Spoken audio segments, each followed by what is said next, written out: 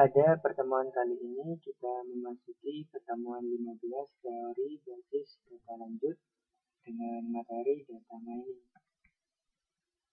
Pokok bahasan pada materi ini adalah yang pertama yaitu model data mining, tahapan dalam data mining, fungsionalitas dalam data mining, dan teknik-teknik dalam data mining. Tujuan pembelajaran pada materi ini adalah yaitu memahami pemodelan data mining, memahami setiap tahapan dalam data mining, memahami fungsionalitas dalam data mining, dan memahami beberapa teknik yang digunakan dalam data mining. Pendahuluan, data mining merupakan salah satu cabang ilmu komputer yang relatif baru. Sampai sekarang masih diperdebatkan tempat data mining di bidang ilmu mana, dikarenakan data mining menyangkut database, kecerdasan buatan atau AI, statistik, dan sebagainya. Salah satu pihak berpendapat bahwa data mining tidak lebih dari machine learning atau analisa statistik yang berjalan di atas database. Sedangkan pihak lain berpendapat bahwa database berperan penting di data mining, karena data mining mengakses data yang ukurannya besar dan adanya peran penting database terutama dalam optimasi query-nya. Definisi sederhana dari data mining adalah ekstraksi informasi atau pola yang penting atau menarik dari data yang ada di database yang besar. Dalam jurnal ilmiah, data mining juga dikenal dengan nama Knowledge Discovery in Database atau KDD. Latar belakang, kehadiran data mining dilatar belakangi dengan problema data exploitation yang dialami akhir-akhir ini, di mana banyak organisasi telah mengumpulkan data sekian tahun lamanya, contoh data pembelian, data penjualan, data nasabah, data transaksi, dan sebagainya. Hampir semua data tersebut dimasukkan dengan menggunakan aplikasi komputer yang digunakan untuk menangani transaksi sehari-hari, yang kebanyakan merupakan OLTP atau Online Transaction Processing. Model data mining. Dalam perkembangan teknologi data mining, terdapat model atau mode yang digunakan untuk melakukan proses penggalian informasi terhadap data-data yang ada. Menurut IBM, data mining dapat dibagi menjadi dua bagian. Yang pertama yaitu verification model, yang kedua discovery model. A. Verification model. Model ini menggunakan perkiraan atau hipotesis dari pengguna dan melakukan tes terhadap perkiraan yang diambil sebelumnya dengan menggunakan data-data yang ada. Penekanan terhadap model ini adalah terletak pada user yang bertanggung jawab terhadap penyusunan perkiraan atau hipotesis dan permasalahan pada data untuk meniadakan atau menegaskan hasil perkiraan atau hipotesis yang diambil. Kemudian, discovery model. Model ini berbeda dengan verification model, di mana pada model ini sistem secara langsung menemukan informasi-informasi penting yang tersembunyi dalam suatu data yang besar. Data-data yang ada kemudian dipilah untuk menemukan suatu pola, tren yang ada, dan keadaan umum pada saat itu tanpa adanya campur tangan dan tuntutan dari pengguna. Hasil temuan ini menyatakan fakta-fakta yang ada dalam data yang ditemukan dalam waktu yang singkat mungkin. Sebagai contoh, misalkan sebuah bank ingin menemukan kelompok-kelompok pelanggan yang dapat dijadikan target suatu produk yang akan dikeluarkan. Kebutuhan dan tantangan dalam data mining. Hal-hal yang harus diperhatikan pada data mining adalah sebagai berikut. Penanganan berbagai tipe data, efisiensi dari algoritma data mining, kegunaan, kepastian, dan keakuratan hasil, verifikasi terhadap berbagai jenis hasil. Memperoleh informasi dari sumber-sumber data yang berbeda. Proteksi dan keamanan data. Tahapan dalam data mining. Yang pertama adalah data, kemudian memasuki tahap seleksi, kemudian memasuki tahap pra-proses, kemudian memasuki tahap transformasi, baru kemudian memasuki data mining. Dan yang terakhir adalah interpretasi dan evaluasi. Tahapan-tahapan yang harus dilalui dalam proses data mining antara lain basis data relasional, ekstraksi data, transformasi data, pembersihan data, dan bentuk standar. Kemudian reduksi data dan feature. Kemudian menjalankan algoritma. Fungsionalitas dalam data mining. Kebutuhan akan data mining semakin dirasakan dalam berbagai bidang. Data mining bersifat dependen terhadap aplikasi terkait. Ini berarti untuk aplikasi basis data yang berbeda, maka teknik data mining yang digunakannya mungkin akan berbeda. Hal ini dikarenakan terdapat kelebihan dan kekurangan dari masing-masing metode pencarian informasi, sehingga kita harus menyesuaikan antara keperluan dan kebutuhan akan informasi dengan penerapan teknik pencarian yang akan digunakan. Fungsionalitas dalam data mining, mining association rule. Tugas utamanya adalah untuk menemukan suatu himpunan hubungan antar item dalam bentuk A1A, AAM, kemudian berubah B1A, ABN, di mana A for E sama dengan 1 sampai dengan M, dan B adalah for J 1 sampai dengan N, adalah himpunan atribut nilai dari sekumpulan data yang relevan dalam suatu basis data. Sebagai contoh, dari suatu himpunan data transaksi, seorang mungkin menemukan suatu hubungan yang berikut, yaitu jika seorang pelanggan membeli selai, ia biasanya juga membeli roti dalam satu transaksi yang sama. B. Generalisasi, pencatatan, dan karakterisasi data multilevel. Salah satu aplikasi data mining dan analisa data yang paling sering digunakan dalam hubungannya dengan basis data sistem produksi adalah generalisasi dan pencatatan data, yang juga dikenal dengan beberapa nama lain seperti Online Analytical Processing atau ALAP, basis data multidimensi, data kubus, abstraksi data, dan lain sebagainya. Generalisasi dan pencatatan data ini menampilkan karakteristik umum terhadap sekumpulan data yang dispesifikasikan oleh pemakai dalam basis data. Si klasifikasi data. Aplikasi lain yang penting dari data mining adalah kemampuannya untuk melakukan proses klasifikasi pada suatu data dalam jumlah besar.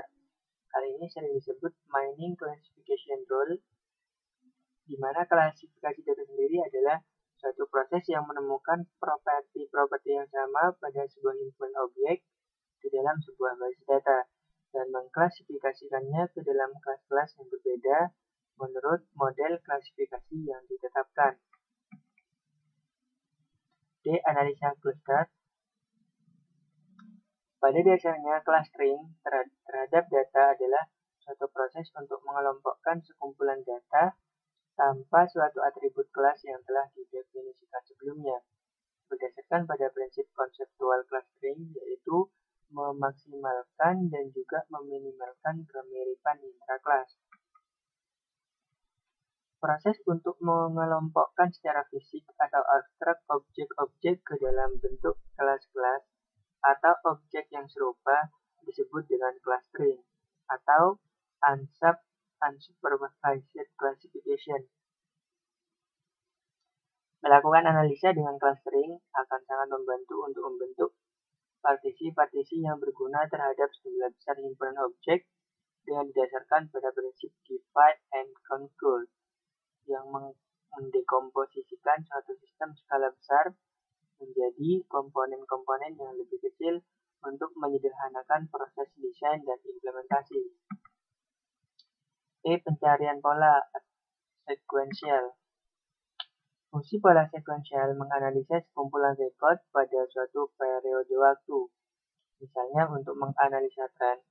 Suatu pola dapat ditampilkan dalam contoh sebagai berikut. Pelanggan biasanya membeli gula langsung melakukan transaksi membeli kopi. Dari semua transaksi membeli gula, ternyata hampir seluruhnya terdapat transaksi membeli kopi. Maka dari pola-pola yang ada ini dapat dijadikan masukan bahwa telah terjadi suatu kecenderungan atau tren dari pelanggan di mana setiap pelanggan melakukan transaksi membeli gula maka akan diikuti oleh transaksi membeli kopi. Untuk itu, pihak manajemen dapat menempatkan letak item kopi dekat dengan item gula, sehingga memudahkan pelanggan untuk melakukan transaksi selanjutnya. Teknik-teknik dalam data mining. Klasifikasi skema yang berbeda dapat digunakan untuk mengkategorikan metode dan sistem data mining dengan didasarkan pada jenis basis data yang akan dipelajari dan teknik apa yang akan digunakan. Beberapa di antaranya adalah sebagai berikut. Jenis basis data yang akan dijadikan objek, jenis informasi yang hendak dicari, teknik yang hendak digunakan, kemudian market basket analysis. Fungsi association rule seringkali disebut dengan market basket analysis yang digunakan untuk menemukan relasi atau korelasi di antara himpunan item. Market basket analysis adalah analisis dari kebiasaan membeli customer dengan mencari asosiasi dan korelasi antara item-item berbeda yang diletakkan customer dalam keranjang belanjanya. Fungsi ini paling banyak digunakan untuk menganalisa data dalam rangka keperluan strategi pemasaran, desain katalog, dan proses pembuatan keputusan bisnis. Apa itu kaidah asosiasi?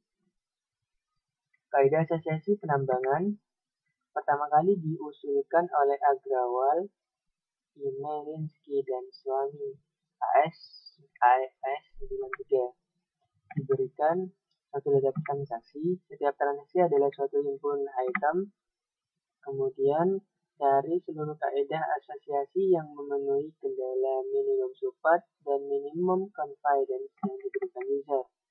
Contoh, 30% dari transaksi yang memuat bid juga memuat pokok 5% dari transaksi. Memuat item-item berikut, 30% confidence dari kaidah ini, 5% support dari kaidah ini. Kemudian kita berminat untuk mencari seluruh kaidah ketimbang memeriksa apakah suatu kaidah berlaku. B. Algoritma a priori. Algoritma a priori yang bertujuan untuk menemukan frekuensi item set dijalankan dalam sekumpulan data. Pada interaksi ke K akan ditemukan sebuah item set yang memiliki K item, disebut dengan K item set. Inti dari algoritma a priori adalah gunakan frekuensi K-1 item set untuk membangun kandidat frekuensi item set. K item set. Gunakan scan database dan pencocokan pola untuk mengumpulkan hitungan untuk kandidat item set. Perbaikan kinerja a priori, satu hitungan item set berbasis hash. Satu ke item set yang hitungan ember hash terkaitnya di bawah ambang tidak bisa frekuen. Dua, reduksi transaksi. Suatu transaksi yang tidak memuat frekuen ke item set apapun adalah sia-sia dalam scan berikutnya. 3. Partisi. Item set apapun yang potensial frekuen dalam DB haruslah frekuen dalam paling tidak satu dari partisi dari DB. 4. Sampling. Penambangan atas suatu subset dari data yang diberikan menurunkan ambang support suatu metode untuk menentukan kelengkapan. B. Teknik algoritma a priori ataupun ilustrasi algoritma a priori adalah database TDB, kemudian di-scan, kemudian menjadi L2, dari L2 kemudian dari L2 kemudian di-scan lagi sehingga menjadi C2, C2 dari C2 ke L2 lagi, kemudian ganti ke C3, kemudian di-scan lagi sehingga menjadi L3. Latihan soal, apa perbedaan antara klasifikasi dan clustering? Jawabannya, klasifikasi data adalah suatu proses yang menemukan properti yang sama pada sebuah himpunan objek di dalam sebuah basis data dan mengklasifikasikannya ke dalam kelas yang berbeda menurut model klasifikasi yang ditetapkan.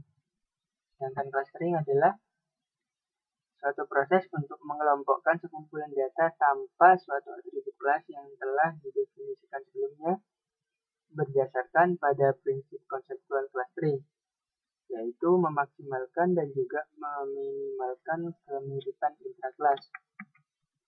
Kemudian yang kedua, apa peran visualisasi informasi dalam data mining? Untuk memberikan gambaran yang lebih jelas tentang macam-macam informasi yang dapat ditemukan dalam sekumpulan data. 3. Definisikan support dan confidence untuk aturan asosiasi. Jawabannya adalah support menunjukkan frekuensi dari kaidah di dalam transaksi, sedangkan confidence menunjukkan presentasi dari transaksi yang memuat A yang juga memuat B. 4. Jelaskan mengapa aturan asosiasi tidak dapat digunakan secara langsung untuk prediksi tanpa analisis yang lebih lanjut atau domain pengetahuan. Jawabannya adalah karena aturan asosiasi meng-capture item atau kejadian dalam data berukuran besar yang berisi data transaksi. Selesai untuk teori data mining.